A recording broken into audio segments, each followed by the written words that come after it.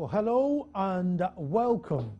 Well, today we are looking at the pre-State of the Nation address.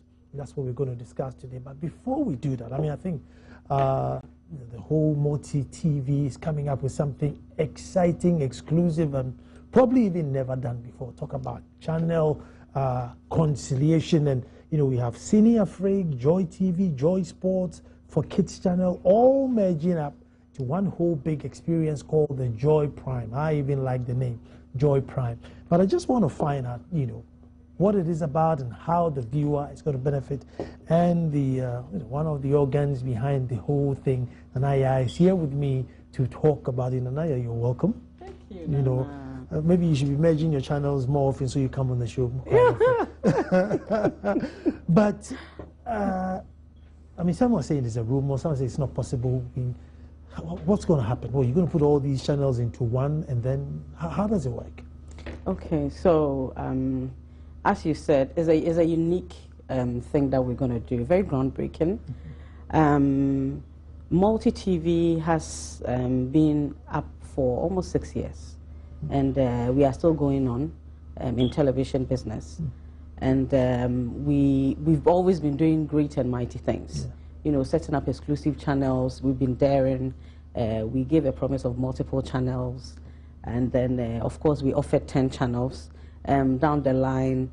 And we want to just consolidate some of them and then make it stronger. Stronger brand focused on quality. So, but then let's not forget, multi-TV still has over 30 TV channels and over 20 radio channels. We're still providing multiple channels on our platform.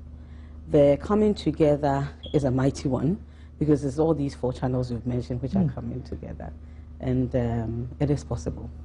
The other thing viewers may worry, now the kids channels is also going to be on Joy Prime. Is it not going to be a bit tricky because some of the channels are not necessarily for kids? Is it not going to get a bit tricky? Yes, we've considered that as well. Being sensitive to children programming, as we've been doing with this exclusive for Kids channel that we've been running all these years. With all this experience, we've put it into play, and all the programming on this channel is actually stripped. So you have a time for women, you have a time for men, you have a time for the child, so that we're not mixing it all up, whereby the child would spring upon an adult programming or something like that. Then again, we've also filled the channel with a lot of family programs, very wholesome for the entire family viewing. So we have movies, we have reality game shows like Wipeout, very exciting there and stuff. The sporty is fun and enjoyable for the whole family. Then of course, all our for kids programs, key programs are coming there. So we have the movies, as I mentioned, we have Carousel, we have Huto's Flying House, which is new and adding up. And all these are blocked programming, so that between the hours of, say, 4 to 6, you know that this is the time for the kids. So you leave it for the kids. Afterwards, please, you make sure you are there. So that is what we've put together to ensure that the children are well catered for and they are not found where they are not supposed to be. Now, I had a sneak peek. The picture, it just looks finer and softer or sharper. Is there anything else that you've done to it? Or, it just looks more pleasant to see. So that is the quality that we have promised. We've promised the quality and we're delivering it. Every one of the contents that is coming on board the channel has been well vetted and proven beyond reasonable doubt that is of the topmost quality, which is what we want to feed to viewers. We think that we've been in this business for long, and we've been pace setters. So if it comes to taking television in Ghana to the next level, that is what we want to be able to achieve with Joy Prime. If you check the quality, as you've said, physically for you to see, you realize that it is not a small thing. It is of the topmost quality as never seen in Ghana. And we are taking it there and then beyond. So I believe that in the days to come, as we progress with the launch of the real channel, because now we are doing the test transmission. So once we progress with the real channel, we'll see the contents and we realize that, yes, this quality is what we are talking about. Is Joy Prime going to have like a breakfast show, or it's just all going to be movies all throughout? Okay, no, it's actually going to have a morning show. Okay. So we have a morning show coming up called Fresh Start. Fresh Start. As its name signifies, it's supposed to give you a spring up in the morning, so you're up and running. Now, the main target of that program is for women. And yes, the main target is for women because, I mean, throughout television history in Ghana and currently what's been done, there's nothing like that. So we thought of doing a special morning show that is well focused towards the woman. So it's from 6 a.m. to 8 a.m. And currently advertisers are booking their spaces because there are a lot of segments that talks to the woman. And that is, I don't want to spell it all out. Yes, it's very smart. Because I think breakfast shows are geared towards men. It's all politics, all heavy stuff, is it? And all of that. But this one is very lighter, very relevant, you know, and filled with insights and knowledge that would equip the woman for a great start of the day. So whether you were a housewife that you're sitting at home, or you are a stay-at-home mom who has a job right at home, or you are even a career woman who will step out after dropping the kids and then get into work. You start from the house, you catch it at work, or you finish it at home, or you start it right at work. You leave early and you start it right at work. And everything that is going on this show, I tell you, is amazing. I can go into the details, but one thing that I know is that it's going to really redefine television programming as far as morning shows are concerned, because it is going to stay relevant in television, which is what television is about. Is Joy Prime going to have like programs like, you know, like as a PM Express, you know, on it, or is it all just going to be finished products that are aired on it? Okay, they're currently running programs on for kids, Senior Free, Joy TV, and Joy Sports. The live matches are all going to go on Joy Prime. Packed channel. Yes, very packed, no dull moment. And that's exactly what we seek to achieve, aside the quality. You know, that, so if you look at Joy Prime, the target is real entertainment. We want to prove what entertainment is all about. About 9 o'clock, just switch on to PM Express. Yeah, just 9 o'clock, just come from Joy Prime. No worry, we'll bring them right back. Yeah, we're the same family. 9 o'clock, you see the Joy News channel for PM Express. No, but that's going to be one. Yes. So I was talking about the program. So we have Senior Freak Premiers, which is now called the Premiers, which is going to move to Joy Prime. So that is about the world of movies. We preview movies that haven't shown on television in Ghana and in Africa before. We show it for the first time on Premiers. Then, and these are local Ghanaian movies, the top class of it. Yeah. And then we have Countdown, which is a music chat show.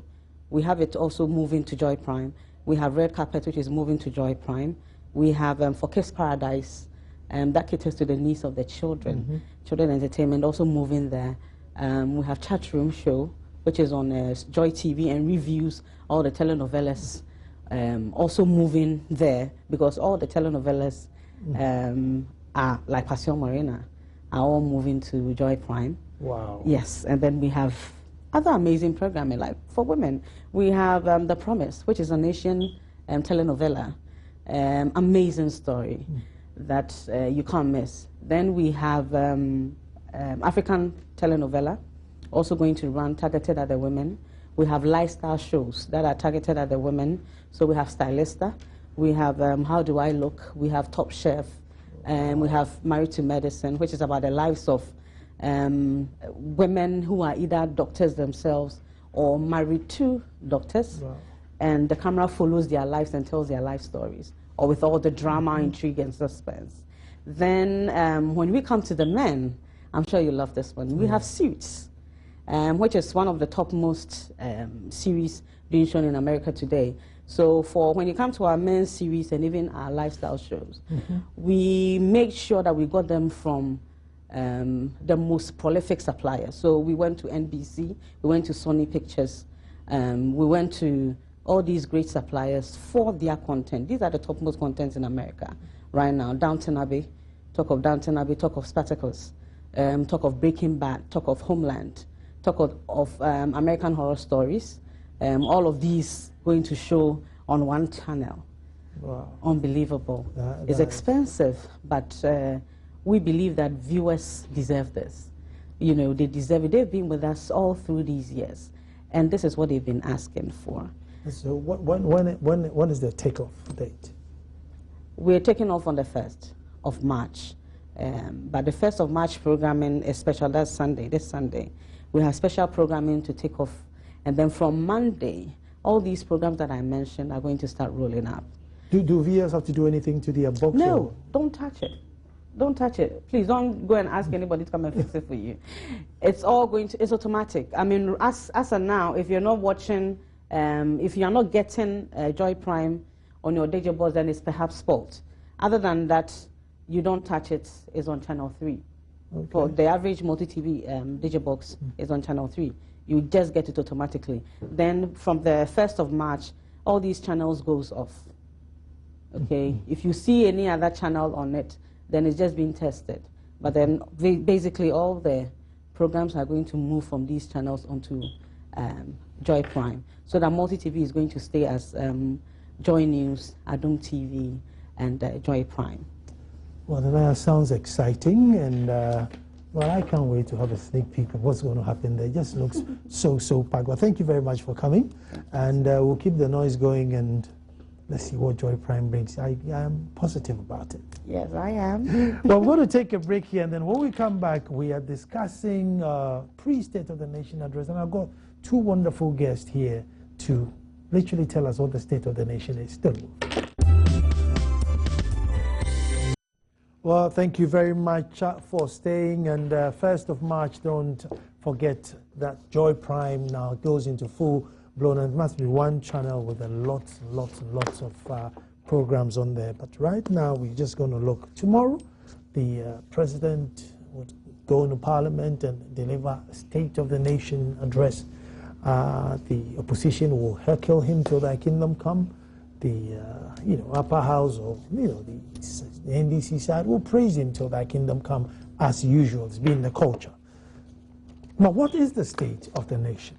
And then you look at energy, education, health, agri, security, tourism, everything.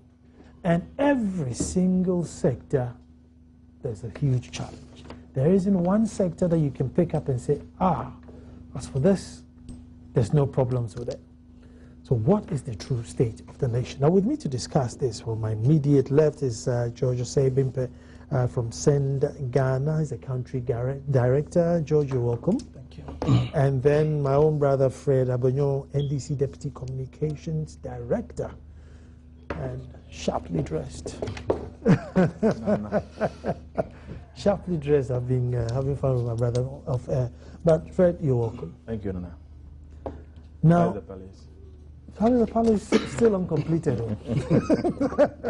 but soon to be completed. Okay. Now, I'm sure we've all heard this story before. A little boy who cries wolf runs down the river and shouts, "Wolf, wolf, wolf!" The village will come, and he bursts out laughing. And then one day he goes out there, and the wolf turns up, and he shouts, "Wolf!" And it was, he's only joking. But then there was a wolf. Now, I say this to the fact that year in, year out, the president will come to Parliament, say this year we're going to significantly ameliorate our stress. We're going to give you energy, we're going to give you this, we're going to give you that. And then a year passes on, and then a year comes in, and then he comes back to Parliament and has to sit there. One thing that we all find is that sometimes the State of the Nation's address doesn't actually tell us what state the nation is, but rather tells us what the president is going to do. What is it? Let me start with Fred. What is it that the president will say tomorrow that you have to give him a benefit of the doubt, or you have to believe him? It must be a very difficult time for the president. Well, and let me say good evening to our viewers. I think that every president that appeared before the guest house to present the state of a nation definitely will have some difficult time because the expectation of the people have always been very high. The people expect you to be able to do things in a particular way, but you are the master in the driving seat, and things come to you differently. And so you are approaching things based on what is available to you and what you see. It's just like a football team play on the field. Everybody quickly becomes a coach. Everybody given an advisor to which player must be on the field, the tactics the coach must adapt and all that. It's the same thing when it comes to governance.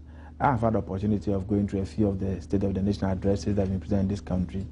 And I've looked at a lot of things. I've done a lot of comparisons, and you come to one conclusion, that from independence to date, almost every Dr. Kwame Nkrumah and the rest will appear before Parliament, and then they will speak to Parliament.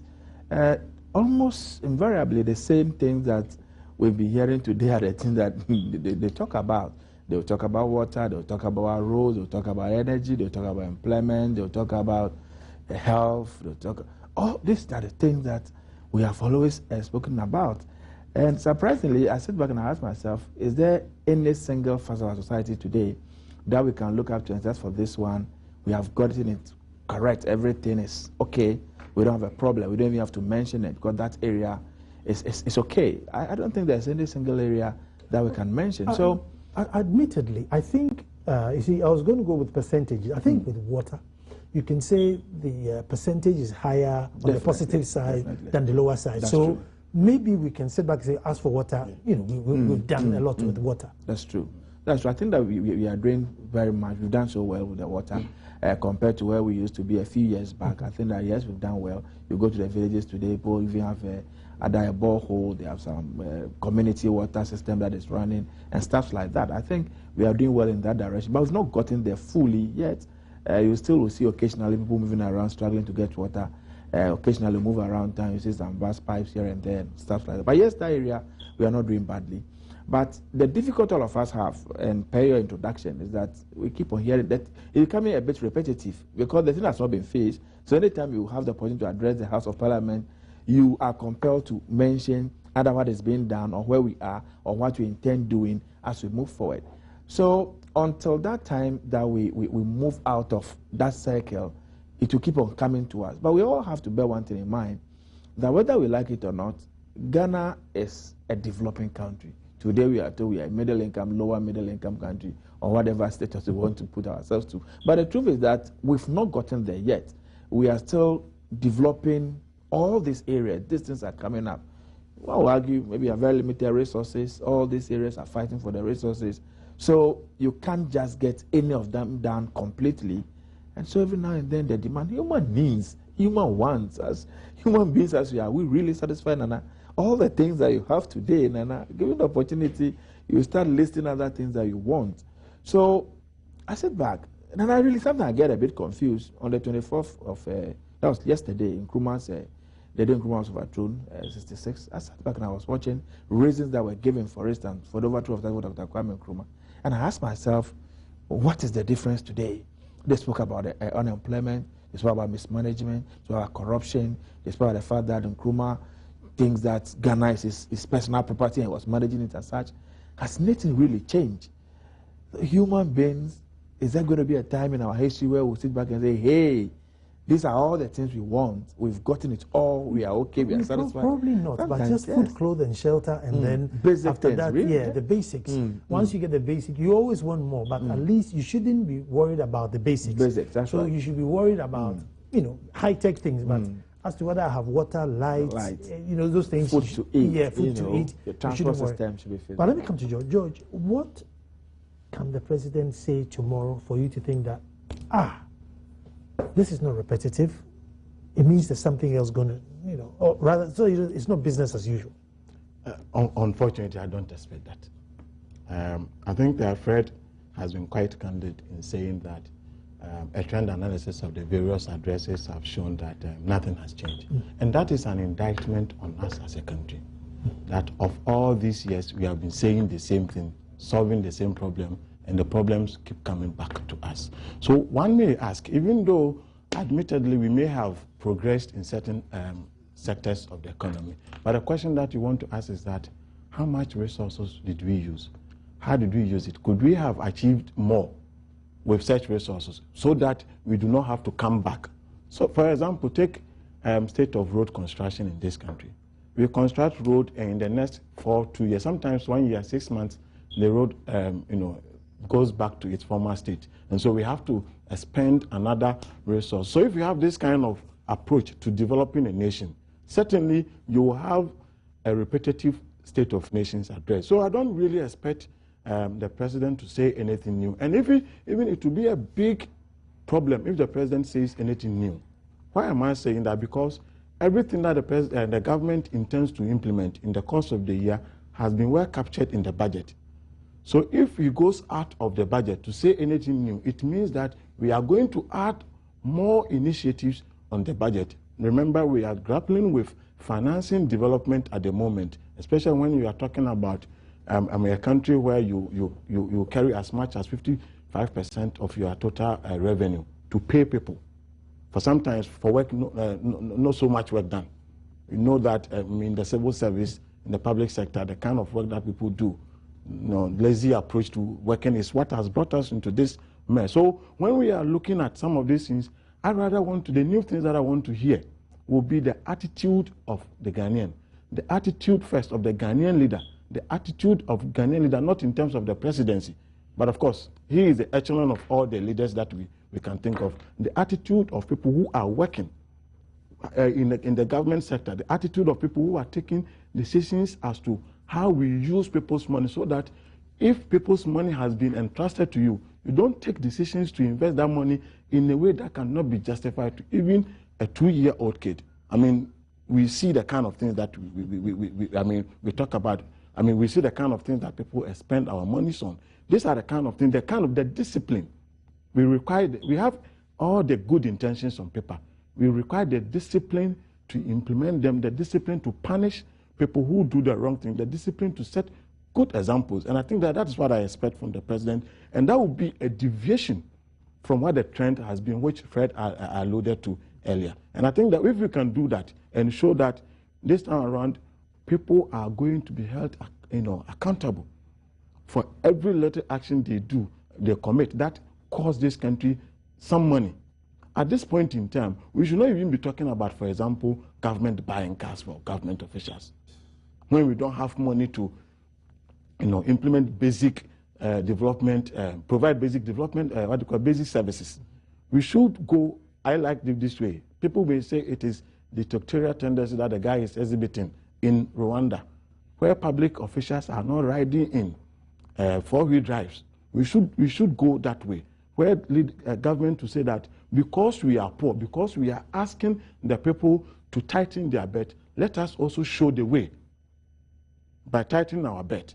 And don't let us be riding in all these cars to create the impression that all is good. Then when we turn around to say that tighten your belt, then what are we expecting from the people? Does it surprise you that today, as we speak, there are so many disturbances every now and then, demonstrations here and there? It is because people do not, people are beginning to distrust the system.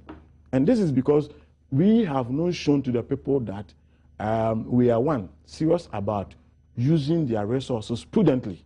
We are serious about accounting. We are serious about even open governance. I mean, President may have good intention at promoting open and accountable governance, but to what extent has this been inspired so that those at the helm of affairs, at the decentralized level, who are managing these resources, who are in charge of the actual development processes, are opening up to citizens to be part of the development process, so that they will invest in the first place, understand the reality of the situation. Fred, if the president mounts the podium tomorrow and says, look, I'm going to halve executive expenditure, I'm going to halve it, I think he'll win a lot of hearts. I don't know if he can, but... Of course, we want to suggest that the items or the things on which the monies are being spent on now are not relevant, of course, or are not needed. Of course. No, we need to be able to put our finger to something. Let me put a finger to something. It's 400,000 Ghana cedis to get one V8. 400,000 Ghana cedis to get one Toyota V8. Now, there is under no second, and Fred, we have a GDP. I heard yesterday, I think our GDP is what, $113 billion. No, it can't be $1 billion. No. 70 billion, yeah? I thought, yeah. 70 billion cedis. Yeah, I know, 70 billion cedis. Cedis? Yes. No, our debt, our GDP. No, yeah. Wow, that's even low. No, I think it's $1 billion. I think we have a $70 billion. I think 70 billion. Yeah, I think $70 billion. Okay. But Fred, I think we can check that. Fred, the UK has got between 3 to 4 trillion GDP, $4 trillion. The USA's got, I think, 17.7 trillion. They will not dare ever take taxpayers' money to buy a V8 that because you're a minister, you take this to work. Indeed, only 6th of January, Mr. Burns, who is the transport minister, takes his Toyota Avensis to and from work, and they are questioning his ability to be a minister. You run the rails, and you're using a Toyota Avensis for the taxpayer to pay. You see, Nana, I would appreciate it if we raise these issues based on the constitution or the laws of this country. If you and I want to make a proposal, maybe we are going to have a constitutional review, and then we make a proposal that henceforth government officials should not be given state vehicles. We want to pay them well, use your own money to buy your own vehicles, transport yourself from your house to the office. That is where we want to get to. Let's make that proposal, and let's make sure that that finds place in the Constitution. If things remain as they are now, that the state, for instance, might provide vehicle for ministers, the state might provide vehicle for these executives and assembly, DCs, and MDCs, and stuff like that. Nobody can question it. Because for instance, if you go to a district, somebody has several communities under him.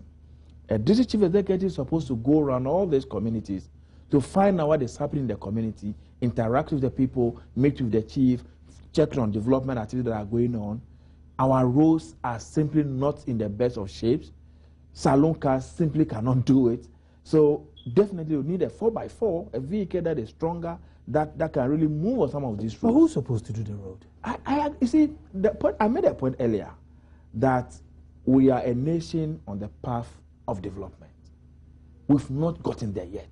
No, but the cars we are driving means we are there. See, anybody who have lived in this country and want to really do an objective assessment of where we've come from, take it even from the year 2000 till now, cannot say that Ghana is marking time.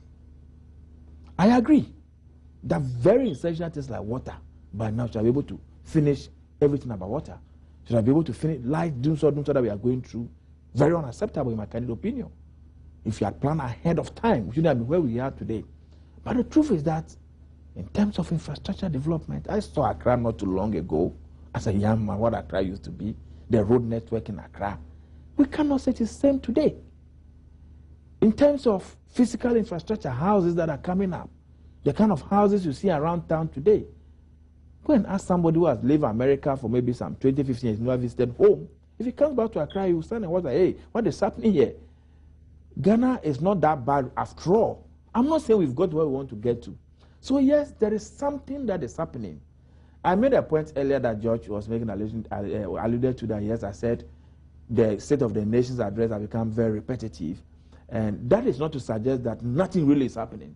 Like you said, years back, the northern regions are even part of Greater Accra. Human beings and animals are sharing water from the same pool. Today, at least, we are told almost 80% of our people can get good potable water to drink or to use for whatever it is. It's an improvement. You were told a few years back how many roads really were motorable in this country that you can get bitumen on it, vehicles are using. You see, where we have gotten it all wrong, and I think George really hit the nail on the point when he said that we need an attitudinal change in this country. But that's why we went to sacrifice. Yes, I agree. If you push this argument of sacrifice, cutting executive expenditure, showing the leadership and showing the way, one of the things they can tell, for instance, not too long ago, the president came and announced, listen, all government appointees, 10% of your salary, we are taking it off. We are going to put it somewhere where to benefit the people of this country. You can say it's not enough, but 10% of somebody's salary is quite substantial. If you put all together, you should be able to do something. I have a difficulty, and again, George made that point. A road is constructed today with the taxpayers' money. A contractor is given a job. Somebody is supposed to have supervised that particular job, give the clearance before the fellow is paid. And whichever way, the fellow gets his money, he moves away from site. After a year, you go back and you ask yourself, was that the road that was fixed a year ago? Meanwhile, when you go and check on the books and you check the amount of money that was spent on that road, so you ask yourself, who supervised that work? What went wrong? You see, sometimes when we talk about leadership and all, that's it that every society get the kind of leadership that has produced. Whoever the leader of our country today is, was not trained in America, was not trained anywhere in Europe. He was trained right here in Ghana. All the leaders we are going to continue to have in our country are leaders that our society has produced. Our own values, our own approach to things is what will be exhibited at every level of leadership. So for me, I agree with anybody who is making a call for us to really sit back and say, hey, where did we go wrong as a country? I have always made this argument when I was growing up as a young boy. In my village, anytime I heard government was coming to do a project in my village, the only thing I saw was some cement bags and some roofing shades, and that is government's contribution to maybe a school building.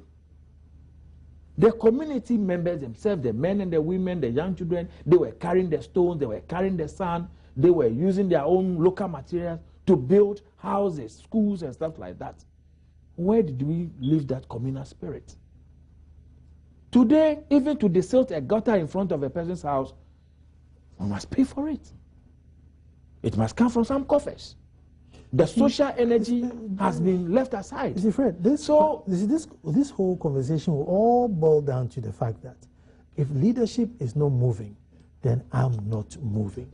Listen, again, let me come back. No, I'm sorry, I'm not cutting you short. You see, this is the point we are making. Let me, I'll let you make it. Look, again, let me use the UK, and I use the size and the might and the money they have. If you're flying, if the state is flying you less than 8 hours economy, that's all they can afford. If the flight is less than 8 hours, so unless it's a 10-hour flight, they'll put you in business class. But if you are coming from, let's say, UK to Ghana, whoever you are, unless you are David Cameron, you go in the back. We, who are going there to go and ask for money, we fly first class. You see, so why should I then sacrifice? Attitude. You see, so if the top doesn't change. Yeah. So Nana, I am very happy that you raised this issue, and we are not saying in the first place that nothing has changed. No. What we are saying is that we could have done much better. Exactly. I agree. With whatever that we have achieved today. Two, we are also not serious about how we use public resources. Because, Fred, why do we, how do we set our priorities when people are struggling with education, when we are training people for the wrong reasons, when we are in the hospitals, we are not getting basic equipment that they need? Then, Fred, it is unjustifiable to see government officials riding in Land Cruisers on the street of Accra. Not the case of them traveling to Tamale to inspect a project. Not the case of them even on Sundays, Saturdays to funerals. It means that we have let things to go the way that it. And this is the kind of change we need. And people, if you want to serve, then you must not create comfort, a comfort zone for yourself. And I think that is a point that we should be making to leadership. That it is, we have not begged you to lead us. If you have come to us to lead us, then you must show that you are people who are serious to do things differently. The Constitution doesn't say that people should be bought Land Cruisers.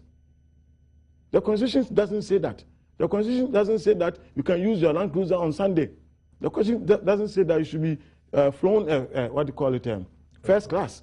It doesn't say that. People make that decision because they think that they have access to public purse, so they will create comfort for themselves. Then you come and tell me, Koshiapa, to tighten my bed? No, because I know that I have seen you. You are my next door neighbor. You have water in your house. In fact, when there is doom, so you have a generator. So how do you expect me to make that sacrifice? Then I see your children attending good school. What kind of future do I create for my children? When, example, we are not taking care of the public education system to make it better. If I were a president, for example, I would say that if you go through a private school, then you must as well go through private basic school. You must as well go through private secondary school to make it, to force people to begin to make the public education work, so that if you are serious about bridging the gap between the haves and the have-not, education becomes the best means of doing that. As it is, we are laying the foundation to make sure that what inequality is entrenched. We can be talking about the surface, but how do we get people out of poverty? These are, access to basic necessities of life, education being one. But the way we are going about education, for example, in this country, there is no way that we are going to attain, our objective of bridging the gap if people do not have access to the same opportunities as the few are creating for their children. And so the way we are going about education, or we have been going about education, is tokenism.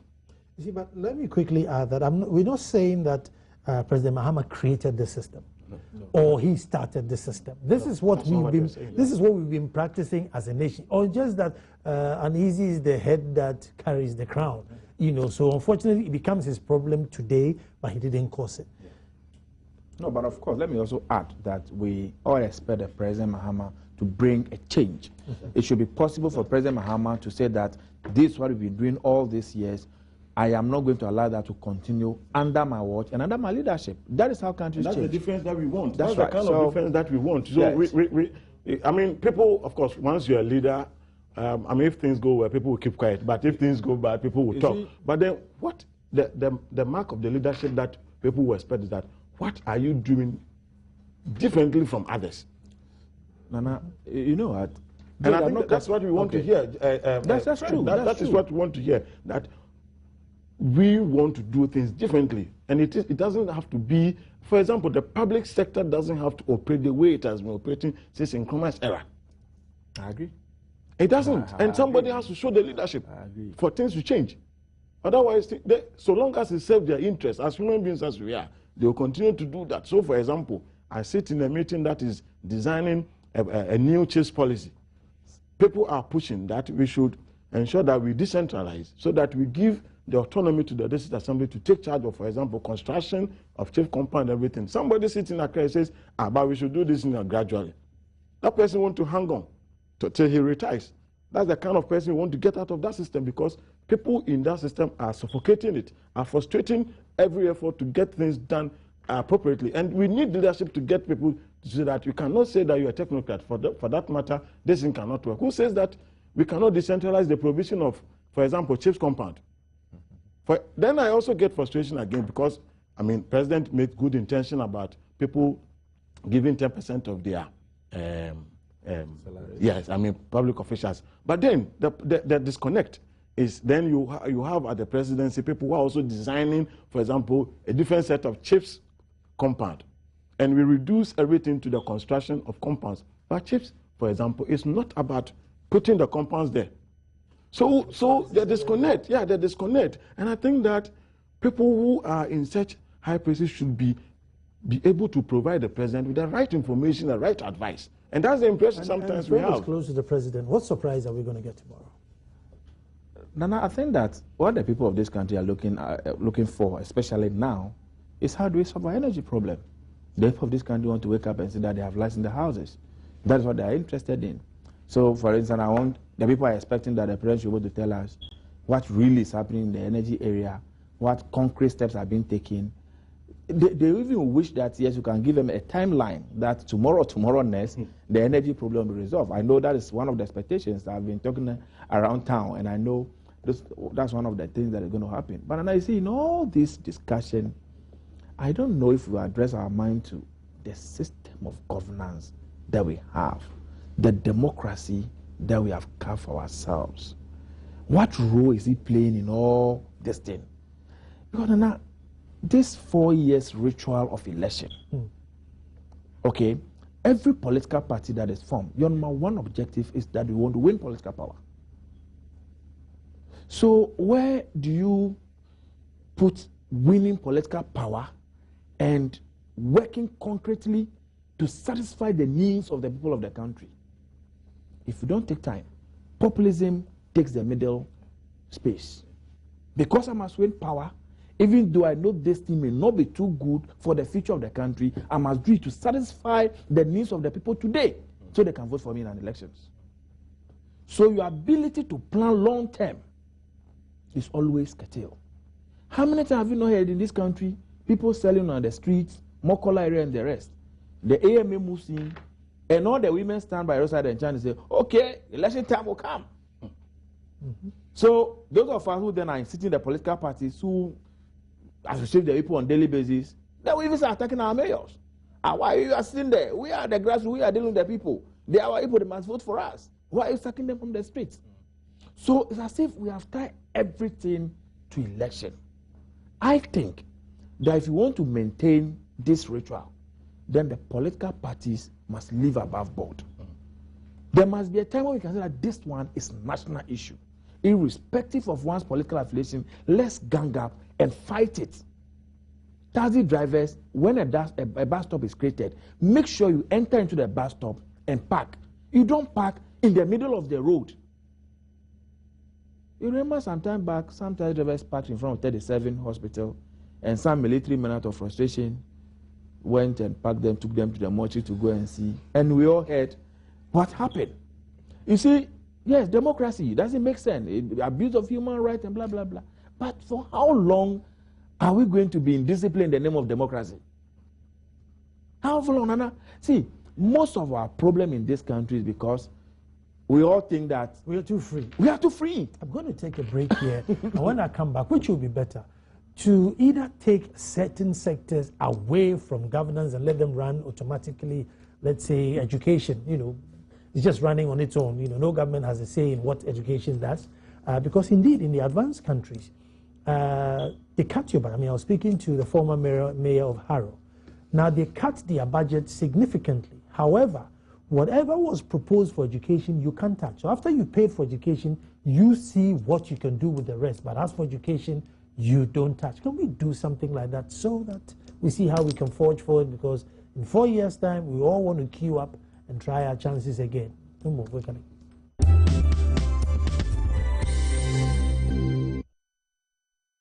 Much for staying, and we're just looking at what the president could say tomorrow that would surprise us. He has to come and deliver a State of the Nation address. We know what the state of the nation is. We are feeling it. What is it? The truth, as Fred said, that listen, the system is not working. Let us all come together and change the system, or it's business as usual. But one thing that we'd all want to hear, probably in chapter 1, is energy. And George, what about energy? You have to wait for the badges. You have to wait for the gas. Let me sound cynical here. Unfortunately, I don't expect anything new, because the president or the government has made everything clear. Fred was talking about timelines. Fred, for your information, there are timelines. Oh, yes. In April, by the end of April, I expect some considerable reduction in the load shedding. I'm not going to say where I live, but there's been very good improvement. Yeah, there's some improvement. I'm scared if I say where I live. Go and tell him more. No, for some time now, or by a week now, my house and everything at least. No, that is also problematic, because if the ECG has changed the schedule, they should tell us. I think when you are operating an information vacuum, you really. So sometimes I ask myself, are we cheating some people so that when they realize that our area has not been? So coming back to the issue, I don't expect anything, because all the information has been provided. What I heard from the new Minister of Power is that by the end of December, that's what I heard. By December. Okay. It doesn't necessarily mean that we have to endure it all the way to December. So let me finish. By December, or by the end of December, it should be over. That's right. Meanwhile, by the end of April, we should see considerable reduction in the rate of doom. Oh, you have just said it, that you have seen some improvement. I'm not to have So for me, these are the things that we already know. Yeah. And I don't expect, I'll be surprised if the president says anything other than what we already know. Mm-hmm. If something like more generation, fantastic. But then, he may have a lot of information. In all of this discussion, we haven't also talked about the efficiency of those who are providing the services. We haven't also talked about the waste in, for example, VRA, the waste in Gridco, the waste in ECG. We haven't talked about their efficiency.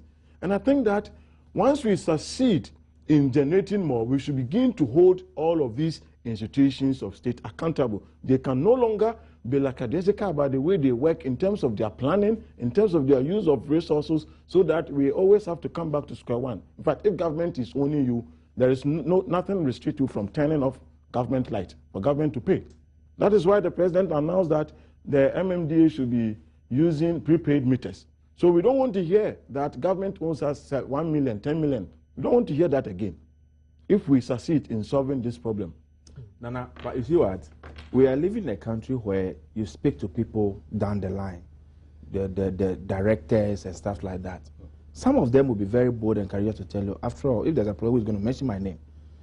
We live in a country where everything in the backs of the president. So if your pipe is not flowing today, Mr. President. If your light, something's a problem, so Mr. President. If somebody is misbehaving there, then the president should fire that person. See, the point I'm making if we can cultivate the habit of firing and hiring in this country, people will become serious. People hide behind all this, and after all, they are not going to be responsible or accountable to anybody. Is the president going to blame and do all manner of things? It's also because of this politics of patronage. The kind of people we appoint, because we know them, they are from our party. This person who held a hand to my office, that the reason why I appointed, so I know somebody who will go and plead for me. That kind of mentality. When you go to most of these institutions, people who can be very professional. When you go to most of these institutions, then if they are misbehaving, you fire them. When you go to most of these institutions, you meet persons who have worked there, some 20 years, some 30 years. They've worked through all governments that have come since the coming to being of the Fourth Republic. And if they have worked 30 years and they are not adding any value and they are causing us, what prevents us from and check, either taking them back to school or you move them away? See, George, you see this country, like you rightly said, civil servants, we need a complete overhaul. Well, we need to change a lot of things. I have a point with ECG, for instance. If you check the arts, every new area that is developing to a community, definitely people are coming there with electricity. What is stopping ECG from moving ahead of the people if you want to prevent illegal connections and stuff like that? By sending your poles there, sending your lines over there, ECG will sit back. If you just because you are rich, you go and put up a house over there, you have to go and buy your own pole. Then you have a clause in the law that says that once you buy the pole and the pole is erected, the pole becomes ECG pole. Because of prepaid meters. Let's move back to what. Okay. Last year, the president promoted Buy Made in Ghana. That's right. Which was fantastic. I'm wondering if this year he will be able to say the same thing. Now, I say that because I've gotten a few. One of the hotels in Accra uses 500,000 Ghana cedis fuel a month. I was arguing that, no, it couldn't be possible. Then I realized that we are doing 80,000. And this hotel is, 10 times our size. 500,000 Ghana cedis a month. How do we buy Made in Ghana? I think the first thing is that you need to check the health of the economy. There are so many things that the president said. And I think that we need to be very frank with ourselves. The management of the economy has not been the best. And so what are the economic fundamentals that will boost the competitiveness of those in the private sector, especially those Made in Ghana guys? And how have we demonstrated? We have a parliament that says that Ghanaians cannot produce those yellow chairs. So they disregarded the president's own directive and procured from China. Why? And we are in this country where we can get people to come and justify that, given that the president has clearly shown the policy direction. So, I mean, if you have a situation whereby even arms of government and people who are supposed to be part of government are not buying into the vision of the president, it becomes very problematic. Here is a case that they are independent.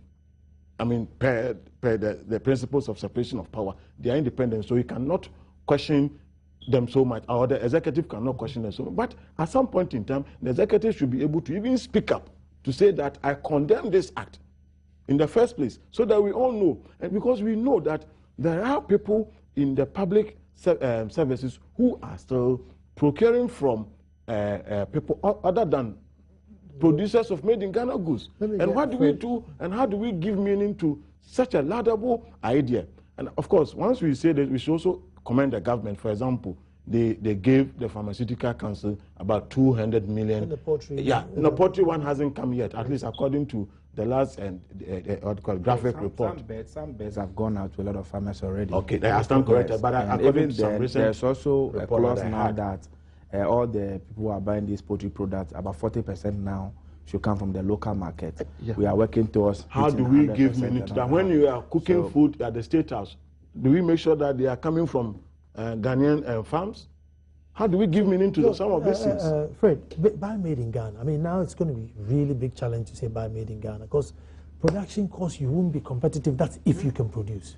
You see, yes, until that time that we are able to seriously resolve our energy problem and get energy at an affordable rate for people to really manufacture and produce so they can become competitive to compete with other products from other countries, we are going to have a difficulty in really, so to say, compelling everybody to buy made in Ghana goods. Because if they can get something from China, that is, it may not be of good quality, but it's very cheap, so everybody else can afford to buy that one. People definitely will turn in that direction. So we need to, first of all, put the necessary mechanisms in place to make it easy for us to be able to produce things at a cheaper cost in this country. You see, some of the things really, like George rightly said, why should Parliament do what they did? As I sit now, up to now, I cannot come to terms with that. After the directive has been given, the president stood in that same or guest house to give that particular directive, Parliament will show the way. But we live in a country today, if the executive had intervened in that particular issue, you and I know what would have happened. You are interfering with the work of Parliament. Leave them to do their own thing, they are alone. They are independent institutions. But you see, leadership must show the example. Leadership must show the way. You see, when George says that the economy has not really been managed very well, I have a difficulty. It appears majority of us are not coming to terms with where we have gone as a country. This country largely, like you rightly said, our GDP, we use about almost 55 to 60% in paying salaries and wages. So what you need for other developmental activities are loans or grants. Now, because we say we are a middle income, lower status country, all the grants that you were getting either to have all stopped coming. So now we get the money. Let us use the money well. I agree. For example, when you see a government, when they construct like a 3-bedroom, a 3-classroom, for some village, and you hear the quantum of money, then I say that in my village, I can use that money to build maybe 10 of the same type. You know what the problem? Why do we continue to have this kind of has to do with our procurement and the fact that we don't have money. So what prevents us from changing that when we are throwing money down the drain? It is because most of the projects that we execute, we don't have the ready money available. So a contractor comes to award a contract to him. You don't even give him mobilization. He moves to the bank to go and take a loan. As we speak today, we know that there are some get found contractors who have not been paid. So if you go to instance to a bank to go and take a loan, and then you make your projections based on the cost of a bag of cement of today. Let's take this comes to the discipline issues that I talked about. Yes, but George, if you do not have the money, you do not award the contract. Very well. We have we have problem with deficit financing in this country. That is why there's so much instability in the macroeconomic environment. George, how do we move away from that state of fiscal indiscipline? George, the point you made, if all of us can come to terms with this thing, that listen, before we award a contract, we are certain the money is available. I can assure you that most of the contracts we award, we can award them at half the cost that they go. Exactly. Because the people who do the projections will project that, well, maybe this money will come to me in a year or two. And which time inflation and other factors would have set in, the price of the raw materials would have shot up. So let me also make a projection so that I can make some profits. But if it is a case that we can pay readily now, and the project will be constructed now, most of the costs that they are giving us wouldn't have been the case. So yes, we can make a case for it that if we don't have the money, don't start the project. Exactly. But that's why I said that the president doesn't have to announce you live in a country, new initiatives. For instance, no, you live in a country, for instance, when we announce a policy that, we're turning education to 4 years from 3 years. I'm just doing that just for the sake of the argument. Then we didn't put infrastructure in place to add up for the 4th year that we have added. School reopened, this student moved to the schools. Some were sleeping in the dining hall, some were sleeping on the corridor. When we learn from that experience, what did we do differently? Is compelled when we learn from to move in and go and put up some emergency The problem is that we are able to describe some of these problems, but we don't learn from the mistakes and make changes, and that is where I have tomorrow problems. is the day. In as much as it is good that we get an opportunity like this to express our views and see what we also have to say, I think that we should be calling for some amendments in our laws. Unfortunately, that's all some time. changes in our laws. Because that's all time will allow us. Fred and George, thank you very much. But tomorrow is the day, and we just hope that the president will pull the rabbit out of the hat and just say, yes, this is it. Yeah. We are all going to follow. And I'm betting that it will be something based on sacrifice or something based on priority. That if we feel that they've gotten their priorities right, I'm sure we shall all follow. But then again, on Thursdays, those of you who follow, that's my opinion on Joy. Tomorrow, I am asking that. They said our heritage was won for us through the blood and toil of our fathers. And I just want to find out what heritage was won for us. So you have to tune in. 1st of March, don't forget, Joy Prime will kick off. But our GDP, Ghana, is $117 billion.